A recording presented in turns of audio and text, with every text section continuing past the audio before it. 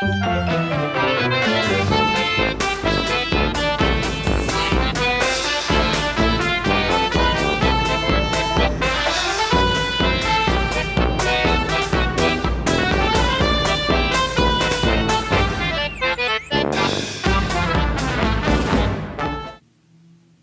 Sugar's Magic Circus.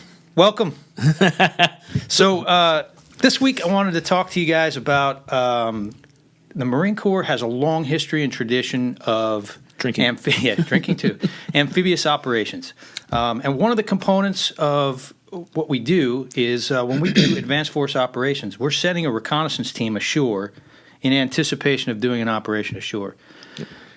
Oftentimes we do that using the ocean and using small boats. And so today, Keith Kelly, my good friend and always guest, is going to talk about some of his experiences, and I'll share some stories as well about how small boat operations works in the reconnaissance community, how we got there, some of the training that goes into how you get proficient at it, because it's a tough business, right? Yeah, very.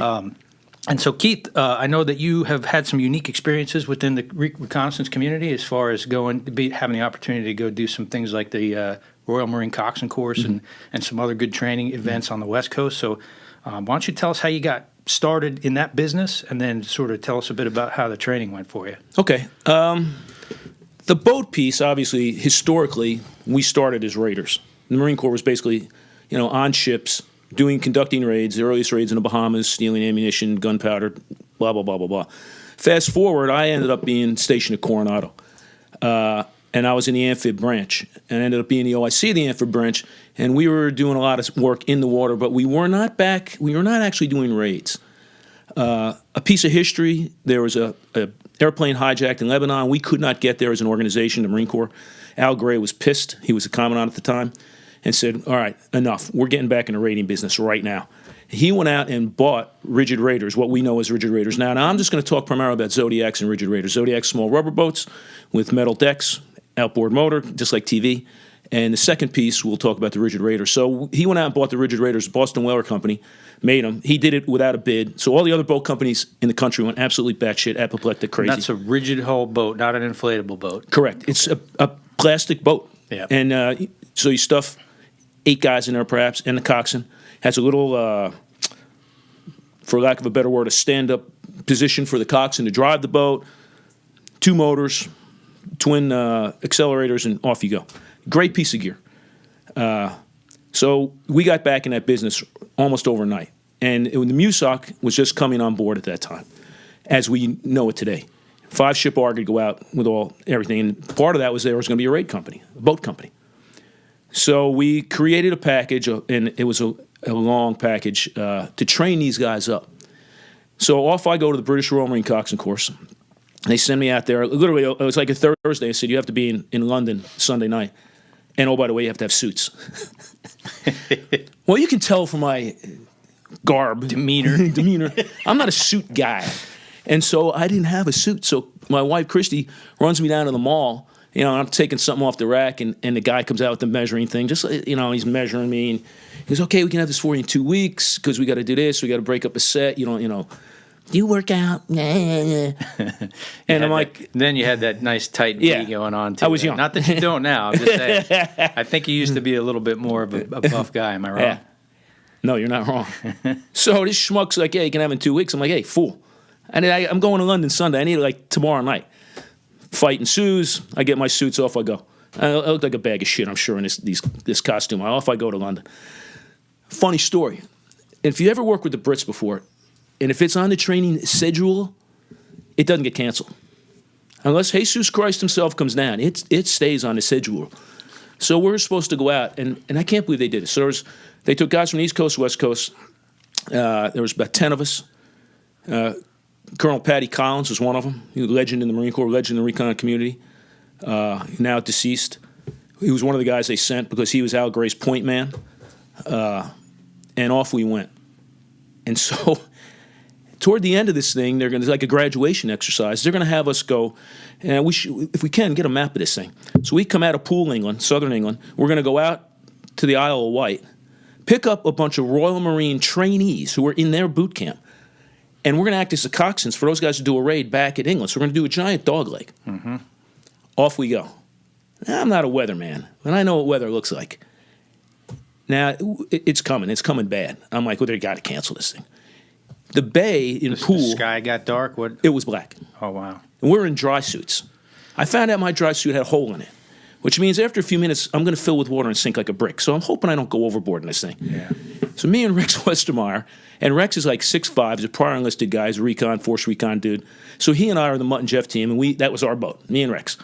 So I'm driving. Two-man coxswain teams. Two-man coxswain teams.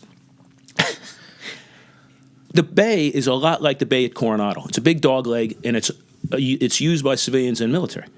So off we go. It's usually about a 20-minute transit to get out of the bay. An hour later, we still have not cleared the bay. We can't get out. We're fighting a headwind.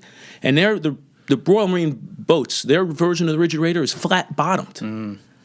So we're getting the crap beat out of us, literally. And that doesn't let the hull cut through the waves, right? So No. your boat is literally hitting every single wave and just smashing down over Absolutely. and over. We're skimming across the top with a headwind, so the nose is up. It's out of control. So we're bouncing. Eventually, and you're working the throttle the whole time, trying to climb a wave, off throttle, down a wave. Mm-hmm. Rex is getting the crap beat out of him in the front of the boat. I catch it wrong. I stand the boat on its end, literally. Wow. I'm at 90 degrees. Rex is holding on for dear life, and my back is in the water. And all I can remember, this happened in seconds, and all I can remember is that they say if that ever happens, full throttle it. So I'm like, me and Rex are screaming like bitches. I'm like, we're going to die. Slam the throttle forward, and the thing catches, and boom, down, and caught. We kept going. Wow. I can't see the boats in front of me because it's raining so hard. We got 5 boats. And we're like trying not to hit each other in single file, trying to get out of the bay. It's pandemonium. They have a life vest. We all have different types of life vests. They have a pneumatic, like we do. Pull the tab, thing inflates. Except theirs is a horse collar. Just goes around your neck like this, which is great if you're a normal-sized human. I'm a freaking midget. So this thing goes down to like my knees with the toggle hanging out of the bottom. I'm zigging and zagging in a boat. The toggle gets caught in the steering wheel, and I inflate myself. You can't make this, I swear to God. And the wind is, it pulls my arms right off the steering wheel, and I start to fall out of the back of the boat. In my dry suit, that's not going to keep me afloat. Yeah. Remember I said Rex is 6'5". He reaches over the coxswain station and grabs me by the collar. Now, Rex has got me by the collar. I can't get to the steering wheel because my arms are... Nobody's driving the boat. Nobody's driving the boat. So Rex reaches over and he grabs the steering wheel and he's driving it. Wow. Backwards. And so... It's you can't even... It was absolute pandemonium. It's pitch black. It's raining sideways. Wow. I'm screaming to make myself heard.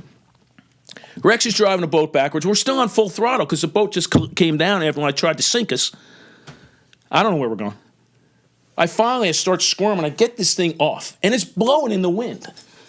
Rex grabs it and tackles it and falls back to the bottom of the boat. Now I'm driving. I don't have a life vest on, and I'm going to sink to the bottom if I fall in the water because of my stupid dry suit. Rex is rolling around like he's wrestling an alligator in the boat at this thing. He finally pulls out a knife and stabs it, slays the beast. Oh, that is it was pandemonium. Absolute pandemonium. We finally clear the bay. We get a couple miles off the coast. I mean, you can see the cliffs of the coast. It was beautiful. If we weren't going to die, it would have been beautiful. We're supposed to meet in one of their ships, a small Mike boat, as a navigational tool. It was going to meet us. We were going to dogleg off that and then go into the Isle of Wight. It's not there. They finally stop us. They come out in a rib, which is a rigid inflatable boat, which has a hard V hull with rubber sides. Mm-hmm. It's cutting through the water like ice. I'm like, why aren't we in one of those? They finally called off the op because their landing craft had taken a wave over the top of it and it almost rolled it. That's what it took to cancel the op on this thing. So now we got to go back. There's only one problem. Now we have following seas in a flat-bottom boat. And these seas are 25 feet easy. And I'm in a stupid little boat. And following seas is when... It's hitting me from the rear. The waves are hitting you from the backside. Yeah. Okay. So we're skating down these mountainous waves. We've tied off the dead life preserver, and it's flapping in the wind. It's like our flag of shame. We finally get back in, and we like literally fall on the dock. I'm just laying there, Exhausted. absolutely.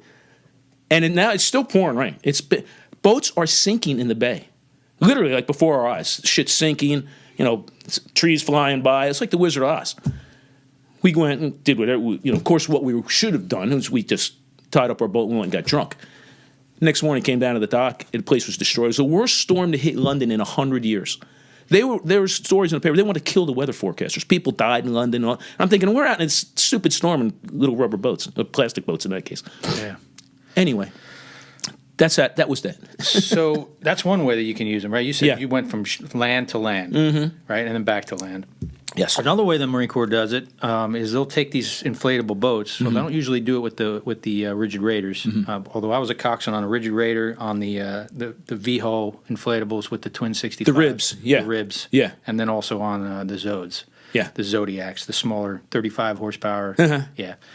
But they usually use those Zodiacs, and they'll take them off, and they'll put the ships, the Navy ships, they call them gator ships. They're the amphibious ships, the ones that the Marines usually go out on. LPDs for the most part. Yep, and LHDs and LPHs, I think are the other ones. And they all have a well deck, which is sort of a portion of the ship. Well, the ship has the ability to sink the back end down. Yeah, it's like a garage door. It goes down, and ship sinks. They create a fake beach, and they fill the inside of the ship up with water, and there's a fake beach in there, and you can launch boats off of it, and you can leave the back of the ship and get on the Zodes and go. Geez, I think the longest we ever did was probably about 20 miles. 20 miles is really the minimum. That's the norm. That's what we train to because it's over the horizon. Horizon, 17 and change, so we go to 20. It's easy to remember. And it keeps the ship on the other side of the horizon, so the ship's captain's obviously wants standoff. But now you got to navigate in. And that lets you do a clandestine insert. You can insert a reconnaissance team quietly, usually in the dark of night, right? Which makes another, level of stress is what exactly. It creates even more tension in the operation, right? So you got guys in small boats trying to infiltrate in the dark of night, get to within a certain distance. There's a couple of different ways that can work too, right? Yeah, absolutely. You can get to within a certain distance of the beach and start putting swimmers out. Usually 1,200 meters. Yep. You can bring the boats all the way in and cache them. You can sink the boats offshore and cache them. Yeah, we've practiced, but it's the dumbest idea in the history of bad ideas. Well, right? No, it's horrible. Absolute. Oh, God. That never works. Yeah. But we practice it.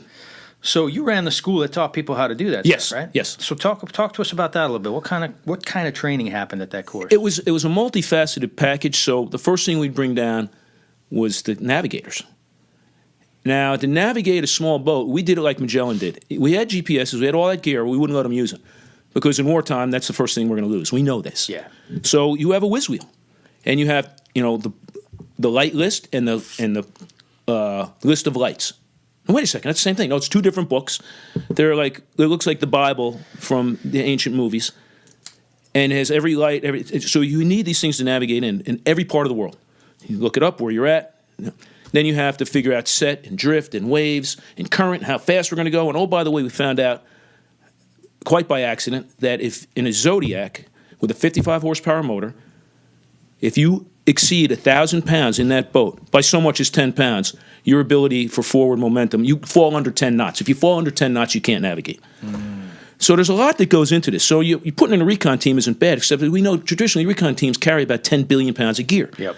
So now you got to shed gear because you can't go over that 1,000 pounds. And you get these big lugged up kids, which is great in the gym, but my boat can't go over 10 knots. I'm done. I can't navigate. Right. So all these things come into it. Now we do it with the grunt company. Well, it's funny you say that because I got a funny story about that. Yeah, because what happened for us, it was a realistic urban training exercise. Yeah. Our job as the force reconnaissance team was to do a platoon level raid. Yeah. Right? Yep. Normal thing at the end of the training cycle. Yeah.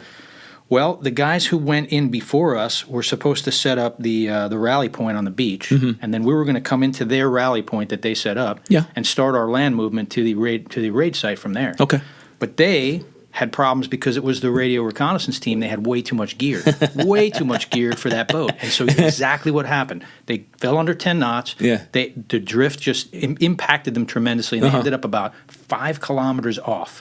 Oh, jeez. I'm not even kidding. Five clicks different from where we thought we were starting from for the raid. So we get in, we link up with the radio reconnaissance team, we start our patrol, and we start trying to do some terrain Association, because we're not seeing the things we should be seeing. Yeah. Next thing you know, we're in freaking downtown little town in North Carolina, and we are literally a full kitted up at that time it was flight suits and black gear. Yeah. Raid team looking like a SWAT team, basically, infiltrating through people's backyards, dogs barking, people coming out. It was, you talk about pandemonium. We were actually nervous. This is North Carolina. You're going to get shot. We were pretty nervous. Because we had blanks. They did not. In that case, we probably could have we were blending in, trying to hide ourselves as cars drove by. Like, this is not how this was supposed to go.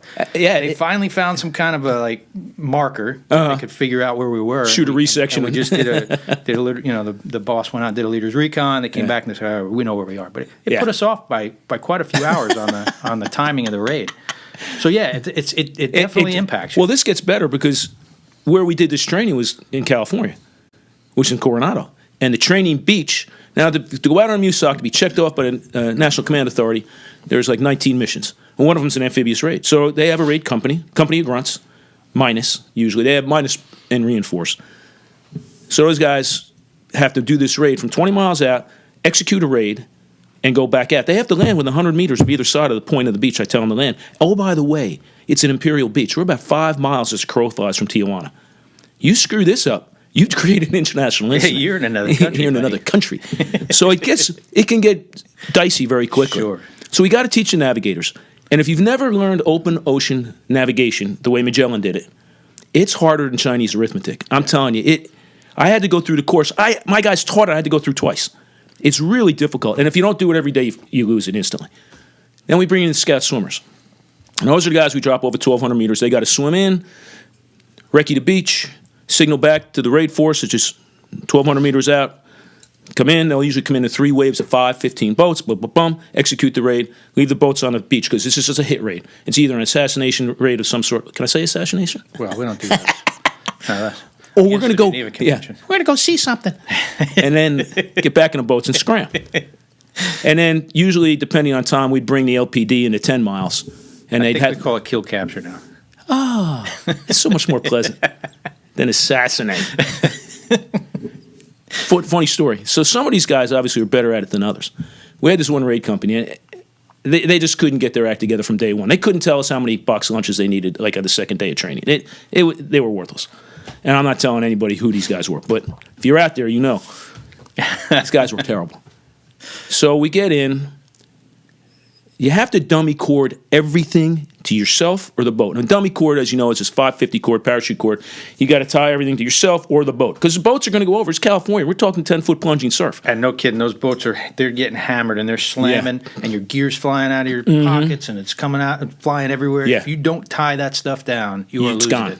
And some of this equipment is expensive. You're talking about Nods. NVGs or night vision devices, optics, weapons, radios, things that are Machine guns, things that are going to get you in a lot of trouble if they go to the bottom of the drink. And you're never seeing it again. And you're never seeing it. For those of you from the Midwest, if it goes in the ocean, in the surf zone, you're never getting it back. Yeah. You could put an Amtrak in the surf zone. It can take a month to find the damn thing. So these guys are doing their thing, and they're horrible. They're flipping boats in the surf zone. They flipped like a set of 5 right out of the gate. I'm like, oh, man, these guys are terrible.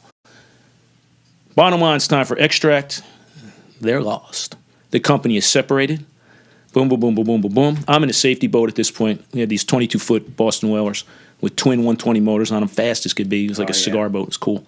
Had a couple of those. So, yeah, I find this screwball, the company commander, who's supposed to be getting his company off the beach. The company's scattered to the winds, middle of the night, middle of the ocean. He's on the radio. He's trying to get people linked back up. He's trying to tell his guys where he's at. Now, if you're in the middle of the ocean, there's no waypoints. You can't shoot an azimuth to nothing because there's nothing there. I'm not making this up. He tells this screwball on the other end of the radio, you see that star above you? I'm directly under it. He did not. I swear to God.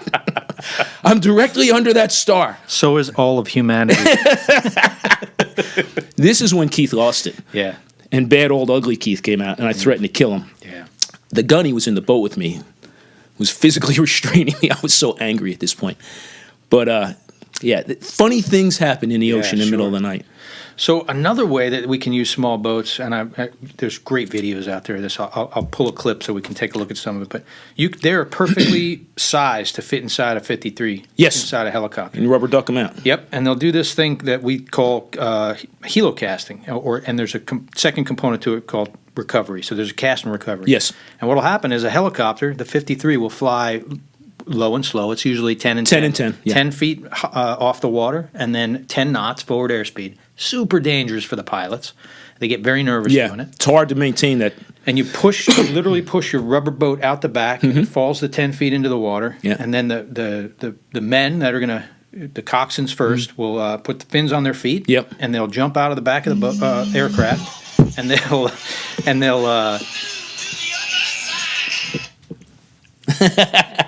So much for the timer. That's all right. They'll jump out the back with the boats, or just after the boats, and then they'll link up with the boat. And then they take that boat and they'll drive it back through, and they'll pick up all the other people as they fall out the back of the helicopter. Yeah. But the weird thing is that because the weight of the helicopter is changing as they're going along, the helicopter generally tends to go up. Yep. So it starts out at 10 feet, and then by the time the last guy's jumping out, it's probably more like 20 or 25. You're 20 and 20 at that point. Yeah. I've been the last guy out. Yeah. And it gets crazy. It gets crazy. Very dangerous operation, but also super effective because now you have the ability to extend more than 20 miles. Oh, yeah. Even more than that, because the ship can stay well far off. The helicopter can fly into its 20-mile point. 20-mile point and drop you in the water, and they can do it while they're still moving. So it looks like to the enemy, like they have no idea what that. If they even see it, because they are technically over the horizon. Right. So the standoff distance would be 100 miles for the ship. And correct me if I'm wrong, but this would be the most complex of the three that we talked about so far today. That's the most complex operation. A lot of moving parts. Yeah. And then you got to recover that boat. Or what are you going to do with the guys? Are the coxswains going to go back to the ship? They can't transit 100 miles unless they bring extra fuel. When you put extra fuel in a rubber boat, you're going to throw it out of the back of a helicopter. You can see where things get dicey very quickly. Yeah. Probably like a one-way trip. Yeah, it's a one-way trip. Meaning you're going to recover that stuff maybe after the operation is or over. just sink it. Sink it in the surf zone. Yeah. Stab the boat, let it sink. Complete the mission and then get heloed out. You have some sort of helo extract. They're a blast to do when they go right. Because to be honest, what real man doesn't want to jump out of the back of a helicopter into the ocean? So much fun. It is. It's a scream. But it can go badly very quickly. Yeah. We had a kid. I can't remember if it was the first or second float I did with Force, but we were doing the helo recovery, right? So we did helo casting, and now the boats were picking them up. And for some reason, this kid they didn't see him, and they literally ran him over. Oh, yeah. That happens. Yeah. And they cut him from his calf all the way up to his shoulder. Yeah. Each time that blade of the rotation, the rotation of the blade, it would cut him. I think they cut him about 7 or 8 times up his whole back of his body. We've had a bunch of those. The medevac him was like a bloodbath out there. Really, really bad. One of the techniques is with the rigid raiders, especially. You can beach those things. You don't want to. So the methodology is you come in 5 boat waves at full throttle. So you're blowing through the surf zone, and you execute what's called a J turn. So you pull one throttle back and kill it almost into reverse, and you slam the other one and hit the thing, and you literally just spin the back of the boat around in the surf zone. Mm-hmm. And then the men unass the boat, and they've got to go away from the boat on an angle so they don't have this. Of course, it's a surf zone. Yeah. Boats moving, nighttime, guys are moving. Did I have the proper distance between boats? And we've Julianed more than one kid. Julianed? Yeah, like when, you cut up vegetables, yes. We've Julianed some Marines doing that. Yeah, sure. We tried some other experiments. We put a basket over the prop, which was a pretty good idea, except we found out at high speeds when you turn the boat wouldn't respond properly, and then because I don't understand the physics of it, eventually the prop would catch. The basket was changing the dynamics, and you would make a hard 90-degree turn at full speed, which one of my instructors did, into a barge. Oh. Destroyed the rigid raider. Wow. Luckily, he didn't get killed. And that's how we found out, okay, the basket is not going to work. We got to come up with another idea. And then recovering the rigid raiders onto an LPD, which was a whole other fiasco. How do you get? It's easier with the Zod. Zod's much more forgiving. It can go into that false beach on the ship, bounce around a little bit, get the kids out. Everything's good. Do that with a rigid boat, which is twice the size, twice the horsepower, and of course it's moving. Everything's always moving in the ocean. Nothing ever stays still at night, and it's pandemonium trying to get these things on and off. So we tried a boat catcher, it's like a cattle catcher. So the boat would come in, and we built these things, had a metal, padded it, so it would, the boat would go into it, bounce, bounce, bounce, bounce, bounce, zoop. You got to do this quickly in a combat situation. The ship's captain's not going to want to loiter at the 20-mile mark for more than 20 minutes. And you're done. You're either on the ship or go to hell. So there was a lot of dynamics that went into this thing. It took years to figure all this shit out. Yeah. Really interesting talk today, Keith. Thanks for coming out. Well, thanks, Sal. Can I have another beer now? Yeah. See you, buddy. All right, man.